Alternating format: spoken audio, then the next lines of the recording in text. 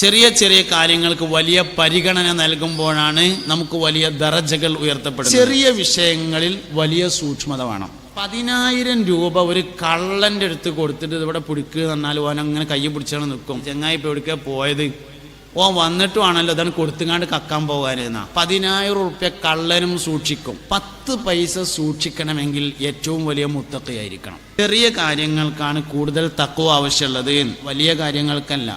ചെറിയ ചെറിയ കാര്യങ്ങളിൽ നോണ പറയാതിരിക്കണമെങ്കിൽ നല്ല തഖ്വ വേണം. ഗീബത്ത് പറയാതിരിക്കണമെങ്കിലുള്ള തഖ്വയേക്കാൾ വലിയ തഖ്വ വേണം ഗീബത്ത് കേൾക്കാതിരിക്കണമെങ്കിൽ. നമീമത്ത് പറയാൻ പാടില്ലെന്ന് മാത്രമല്ല, നമീമത്ത് കേൾക്കാനും പാടില്ല.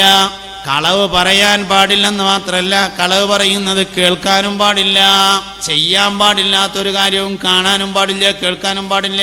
നല്ല തഖ്വയുള്ള മനുഷ്യൻ ചെറിയ കാര്യങ്ങളിൽ വലിയ സൂക്ഷ്മത